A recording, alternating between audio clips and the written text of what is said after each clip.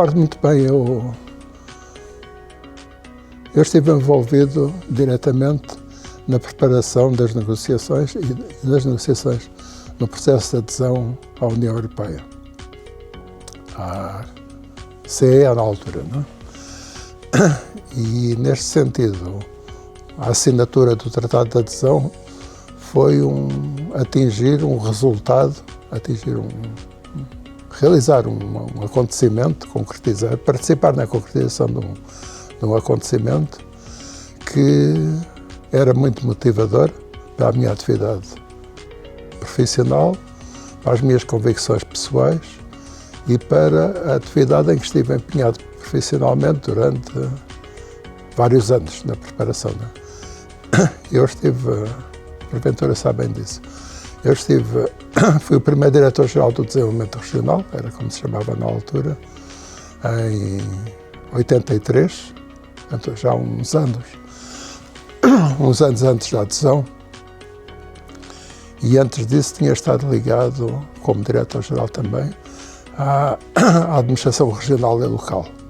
ao processo de descentralização e à criação, desenvolvimento e reforço das comissões de coordenação regional,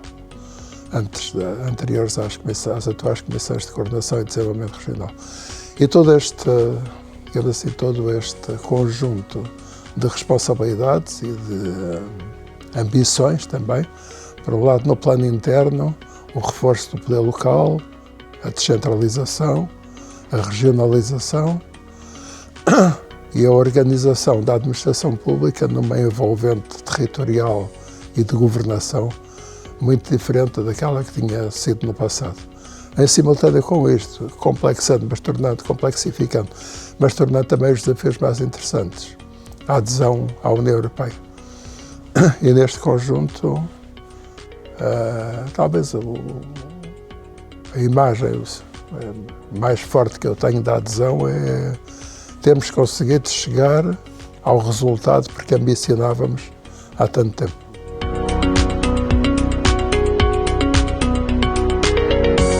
Na minha atividade profissional, como digo, essencialmente como Diretor-Geral do Desenvolvimento Regional, os fundos europeus eram uma componente essencial do processo de negociação da adesão à União Europeia. Eu tive a oportunidade de participar, a sorte, o prazer de participar nesse processo de negociação, não só, digamos assim, numa perspectiva global, já que pertencia a vários órgãos que negociavam, digamos assim, colegialmente, com representantes de vários domínios, de vários setores, de vários interesses, de várias ambições, negociavam o processo de adesão. E a minha responsabilidade particular era precisamente sobre os fundos estruturais e, mais especificamente, sobre o Fundo Europeu de Desenvolvimento Regional. Neste sentido, para mim, para a minha experiência, para o meu envolvimento neste processo, os fundos estruturais eram indissociáveis do processo global de adesão à União, à Comissão, à Comunidade Económica Europeia. Talvez, procurando sintetizar, os desafios foram múltiplos e muito diversificados. Mas talvez para sintetizar, o principal desafio que assumimos na altura era conseguir, em termos de negociação, a possibilidade de aceder ao volume mais significativo possível de fundos europeus e, na minha perspectiva, de acordo com as minhas responsabilidades à altura, do Fundo Europeu de Desenvolvimento Regional. Por outro lado, adequar, o primeiro desafio em termos quantitativos, digamos assim, um volume importante de fundos estruturais. E importante face à capacidade, à capacidade portuguesa de investimento. Não é? Havia restrições, porventura, semelhantes àquelas que com que nos confrontamos agora, e os fundos estruturais foram sempre entendidos como a possibilidade de reforçar significativamente a capacidade de investimento nacional nos vários domínios, setores, atividades envolvidas. O segundo desafio prende-se com a natureza os objetivos, as atividades que seriam especificamente financiadas, cobertas, abrangidas pela intervenção dos fundos europeus. E a ambição que tínhamos na altura e que, julgo eu, conseguimos concretizar foi superar progressivamente, ao longo do tempo, a relativa especialização dos fundos europeus em determinados domínios de intervenção, superar isso, para conseguir a maior abrangência possível em termos de temáticos, setoriais e territoriais. Portanto, uma dimensão qualitativa, uma dimensão quantitativa. Eu tenho, por um lado, dificuldade em identificar um projeto, uma componente, um investimento mais significativo e, por outro lado, não me parece que isso seja a abordagem mais interessante para valorizar os fundos europeus. Eu julgo, ao contrário, que o mais relevante da intervenção dos fundos foi precisamente a capacidade que tivemos que adquirir, que nos exigiram a nós, a administração portuguesa, a nós portugueses em geral, que tivemos que adquirir para utilizar com sucesso, isto é, a bem dos propósitos, dos objetivos, das finalidades do desenvolvimento deste país, utilizar neste sentido, da melhor maneira, as oportunidades de financiamento que a Europa nos oferecia, que a Comunidade Económica Europeia nos oferecia. Há uma componente, porventura, interessante ou importante que eu gostaria de destacar, é que, juntamente com a generosidade que a União Europeia, que a Comunidade Económica Europeia demonstrava ao permitir-nos aceder a um volume muito significativo de fundos europeus, de fundos estruturais, introduzir também como que condicionantes qualitativas ao seu uso, que contribuíram para modernizar, chamemos assim, de forma muito significativa, o funcionamento, a atividade, a forma de trabalhar da administração portuguesa. E refiro-me essencialmente à exigência em termos de programação, de capacidade de trabalhar num horizonte temporal plurianual. Uma segunda dimensão que tem a ver com a participação, com o envolvimento de diferentes atores no processo de desenho, da concepção e da execução das intervenções financiadas pelos fundos estruturais. E, finalmente, as exigências que a União, que a Comunidade Económica Europeia então nos trazia, continua a trazer, em termos de avaliação dos resultados alcançados e da forma como foram alcançados. Estas três dimensões talvez sejam as mais relevantes para valorizar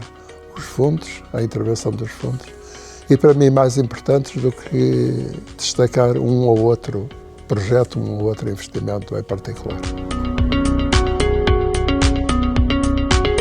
Pois eu considero, e julgo que é não contestável considerar, que os fundos europeus tiveram um papel, uma responsabilidade particularmente significativa na transformação do nosso país. Esse papel deveu-se, por um lado, àquelas dimensões qualitativas que eu há pouco referi, no sentido de mudarem,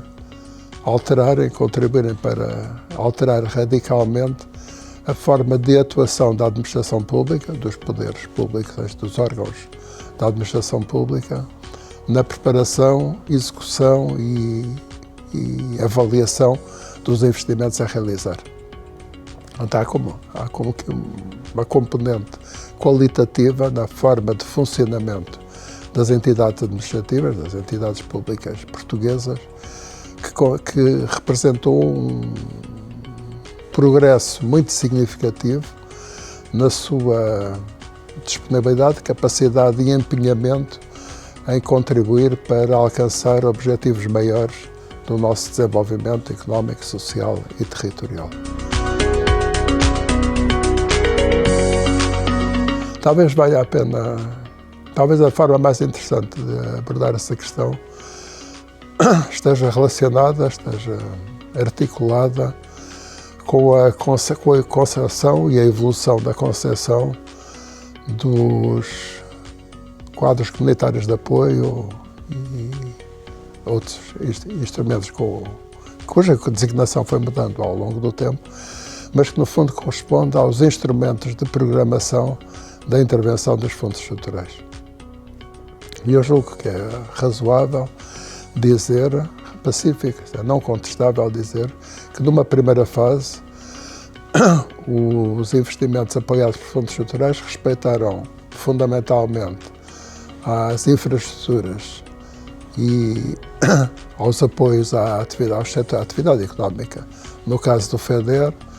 ao potencial humano, no caso do Fundo Social, ao desenvolvimento rural, no caso do FEADER. Progressivamente, estas intervenções, esta especialização dos fundos estruturais veio conhecendo um desenvolvimento significativo no sentido da sua, poder-se dizer, maior complexidade ao longo do tempo, ou, dizendo isto de outra maneira, da abrangência, da focalização em atividades consideradas mais propícias para promover o crescimento, a competitividade de um país, de uma economia, mas também dos territórios e setores e atividades económicas que compõem todo este conjunto nacional. E assim, num primeiro ciclo fundamentalmente vocacionado, no caso do FEDER, para o investimento público e para o apoio às empresas, conhecemos à medida que a própria concepção da coesão económica, social e territorial se foi desenvolvendo em termos europeus, conhecemos uma abrangência e uma focalização diferenciadas ao longo desse processo, ao longo desse tempo. É adequado considerar, afirmar que, por exemplo, o investimento na competitividade empresarial foi ganhando uma importância acrescida ao longo do tempo. O investimento na inovação do tecido produtivo teve uma evolução também muito significativa ao longo do tempo. É uma questão que eu considero polémica, na medida em que, sendo inequívoco que os fundos tiveram uma responsabilidade essencial, os fundos em conjunto, os fundos na sua diversidade, eu diria o FEDER em particular, tiveram uma responsabilidade, uma intervenção particularmente focalizada na correção dos desequilíbrios, das desigualdades territoriais de desenvolvimento, na sua superação e, digamos assim, na sua consequência de contribuírem para a construção, para o desenvolvimento de um país mais integrado, mais coeso, mais competitivo na sua diversidade, sendo inequívoco que este caminho foi traçado e que os resultados alcançados são muito significativos, é também adequado considerar, referir o sentimento, eu diria, de todos os que participamos neste processo, e muitas pessoas, muitas dezenas, centenas, milhares de pessoas, um sentimento de permanente, continuada insatisfação, no sentido que os resultados alcançados ficaram, embora reconhecidamente importantes e significativos, ficaram sempre aquém dos desejos que todos partilhávamos em termos de ter um país menos desequilibrado, mais coeso, com menos diferenciações em termos de níveis de desenvolvimento territorial, económico e social. Há como que, portanto, uma relativa contradição entre o reconhecimento consensual, pacífico, fundamentado, de que os fundos foram instrumentos fundamentais para conseguir resultados importantes em termos de correção de desequilíbrios e, sobretudo, da perspectiva da coesão e desenvolvimento da coesão económica e social, É também legítimo assinalar que a nossa ambição nestes domínios foi, à medida que os resultados positivos eram alcançados, foi ambicionando atingir objetivos mais ambiciosos, o que deu origem a alguma insatisfação. No entanto, talvez a reflexão essencial que me parece dever ser prosseguida diz respeito a pensarmos ao contrário. O que seria este país se não tivesse havido fundos estruturais? As referências que já fiz às dimensões qualitativas dos fundos estruturais são valores essenciais em que todos estivemos empenhados em construir, sobretudo nos vários domínios do aumento da eficácia e da eficiência do funcionamento, da atividade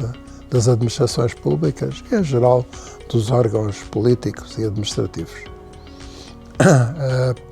Vou recapitular. A programação, digamos assim, a preparação com um horizonte temporal longo, a preparação das intervenções, do objetivo, do sentido, da estratégia de desenvolvimento que o país deveria e procurou concretizar, portanto, por um lado em termos de programação, por outro lado em termos de execução eficiente e participada não só em termos sociais, envolvimento dos parceiros sociais nas decisões, sobretudo de programação, de execução dos fundos, mas também a participação de outros órgãos, sobretudo órgãos e serviços e departamentos responsáveis pela gestão territorial, refiro-me às regiões, aos órgãos regionais, às comissões de coordenação e desenvolvimento regional, e também ao nível local, aos municípios, protagonistas essenciais dos processos de desenvolvimento. E, finalmente, a última dimensão que já tive a oportunidade de referir anteriormente, a capacidade de manter, valorizo especialmente, a capacidade de manter e de até desenvolver competências, responsabilidades em termos de avaliação da eficácia e da eficiência nos seus vários domínios e planos temporais que lhes estão associados das intervenções apoiadas pelos fundos europeus. Não posso deixar de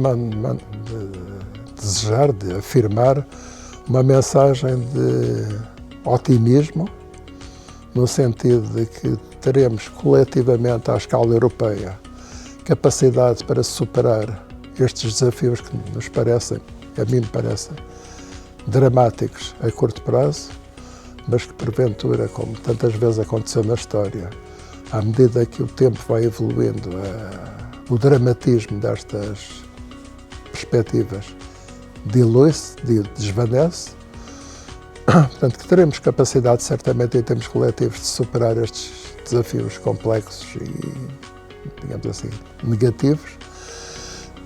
e que é essencial que as próximas, você falou em gerações, não é? Sim, nos próximos anos. Nos próximos anos. Próximos 10 anos, 20 anos. Que os protagonistas, digamos assim, das políticas públicas europeias e nacionais nos próximos anos tenham capacidade, tenham vontade, tenham a compreensão de que os desafios da coesão económica, social e territorial, os desafios da correção das desigualdades devem ser valores maiores das políticas públicas do nosso futuro próximo e longínquo. Eu considero que a síntese, digamos assim, o elemento que consolida e que exprime de forma sintética as ambições da política de coesão à escala europeia e à escala nacional tem a ver, sobretudo, com a correção das desigualdades. Desigualdades dos mais diversos tipos, aquilo que vulgarmente se chama as desigualdades territoriais de desenvolvimento, mas também as desigualdades sociais de desenvolvimento, as desigualdades de rendimento, as desigualdades no acesso e no usufruto de bens coletivos essenciais. O desafio que me parece fundamental é assumir a correção das desigualdades multifacetadas, presentes em múltiplas dimensões, seja assumida como um desígnio essencial das políticas públicas do presente e do futuro. A resposta mais fácil a essa questão seria provavelmente dizer-vos que, se não tivéssemos conhecido e beneficiado dos fundos europeus, estaríamos numa situação complexa, difícil, desgraçada. Eu creio, no entanto, que se não existissem fundos europeus, se não tivessem existido, nós teríamos certamente tido capacidade, porventura com uma escala, certamente a uma escala mais modesta do que aquela que conhecemos nos últimos 40 anos, teríamos capacidade de mobilizar competências, vontades, ações, atores, recursos para prosseguir, como digo, porventura a uma escala, com uma dimensão, com resultados mais diminutos, menos significativos que aqueles que conhecemos, mas para prosseguir objetivos na mesma orientação, na mesma linha de raciocínio. Eu não sou nada, por minha natureza, não sou catastrofista e, neste sentido, estou convicto que sem fundos estruturais Portugal seria um país próximo daquele que conhecemos atualmente, com as suas qualidades e defeitos, com os seus problemas e oportunidades, mas sobretudo com esta vontade coletiva que eu creio que existe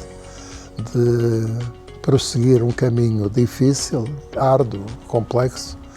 dirigido essencialmente à correção das desigualdades.